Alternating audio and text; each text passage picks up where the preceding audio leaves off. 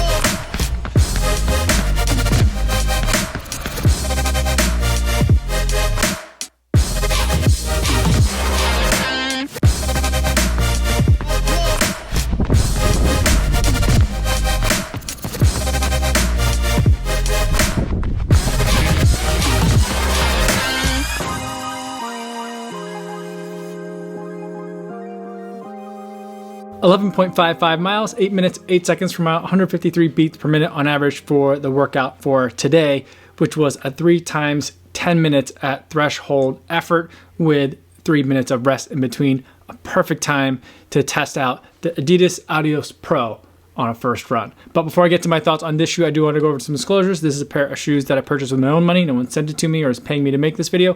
No one's going to get a chance to preview any of my footage or thoughts before you guys get a chance to see this video on YouTube. So with the disclosures out of the way, let's talk about this Adidas Adios Pro. Now this is a shoe that I've been waiting for a really long time. It's been really difficult to buy. Finally, on this release of this third colorway, right? I was finally able to get a pair. I'd kind of given up on being able to get a pair for this year. And I was very surprised to see that there was a new color, and it's tennis ball yellow. I think it's tennis ball yellow.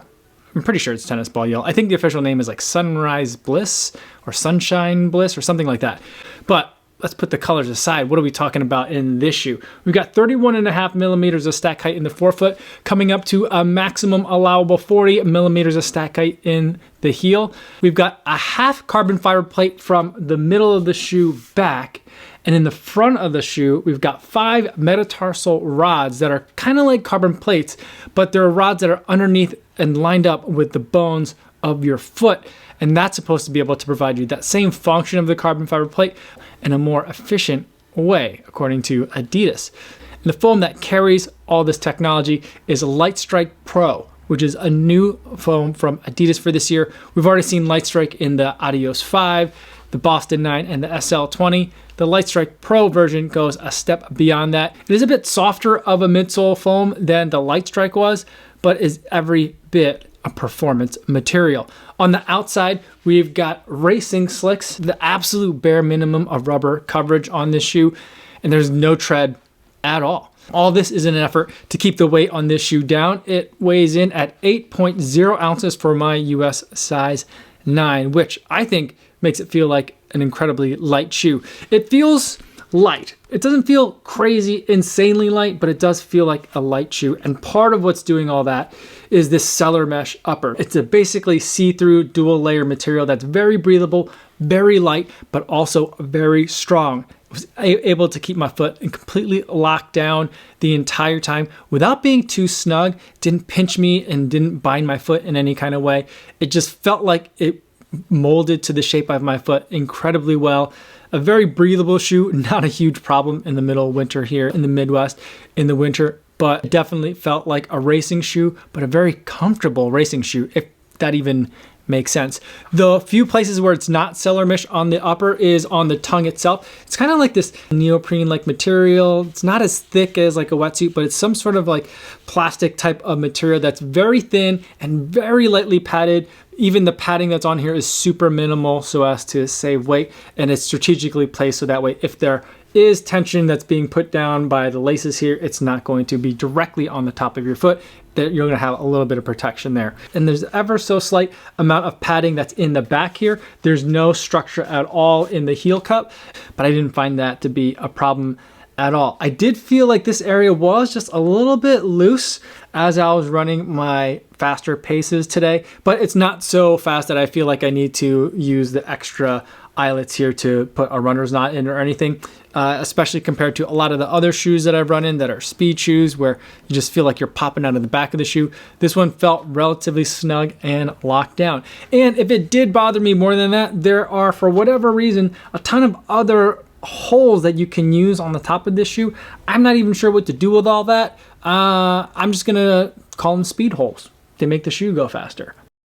But if you did need to relace the shoe, you could go crazy and try and lock that fit down and customize it even further. I didn't find it necessary.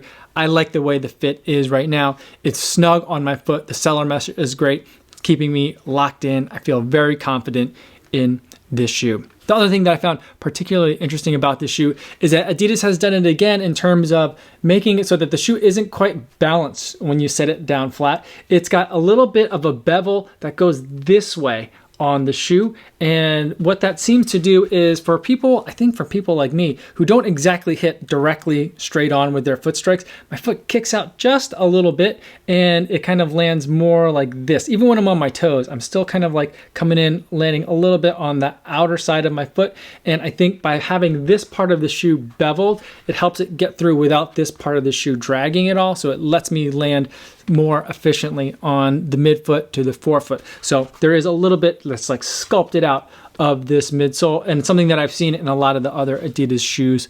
So we've got all these stats, we've got all these facts about the shoe. What is it like to put all that together? I gotta say, this is an amazing shoe, an absolutely fantastic shoe. I can completely understand why so many world records were broken so far this year, even though this shoe hasn't even been out for all that long. It's springy, but it's not a spongy shoe, so you're not gonna get like super smushy soft in there. And it's a tall shoe, but I didn't feel unstable. Now, part of that might just be like at this point, at the tail end of 2020, I'm just used to racing in a taller shoe when it comes to marathon paces or half marathon type efforts. But I didn't feel unstable in it at all. Even though I did feel like a little bit loose back here, I felt like I would have been really well able to handle any type of curves and turns had I needed to if this were, say, a race course for today. I think that the shoe with the Lightstrike Pro foam, I think it's a soft material. I think it's softer than Lightstrike is. And I felt like because of that soft springiness, I felt like the shoe was really lively, even at my warm-up paces and at my recovery paces. So even when I'm not pushing to threshold levels, I'm still feeling there's a lot of pop to the shoe, and it's really pleasant. I'm really liking it. It lets me know that it's there. For those of you that like a little bit more of a subtle carbon fiber experience or a smoother ride, this is gonna feel a little bit jarring. You might not like this one as much, but for me, someone that really likes to feel like a push, like a little kick in the pants, as I'm running, I definitely feel it, even when I'm starting to get a little bit fatigued and I might not be pushing off quite as hard or quite as efficiently. But this shoe knows how to turn it on. I really felt like, in a way, the shoe was running the workout today and I was just holding on for dear life.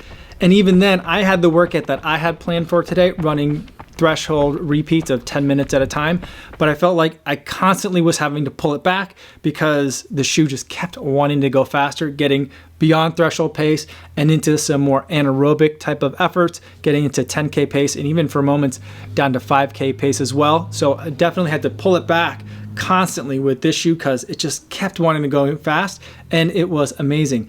The other thing that's incredible about this shoe is I feel like there's still so much more power that I can really tap into on this shoe. So one of the things that I've been thinking about a lot this year in 2020 is like, how is the carbon tuned in that racing shoe? Some of the shoes that I've run in, the carbon or the other material that's in there, even if it's not a carbon fiber plate, sometimes it might be too floppy and not be rigid enough for me, so that way when I'm compressing it, I'm over compressing it and I'm just smushing it down and it can't give me back everything that I'm putting into it.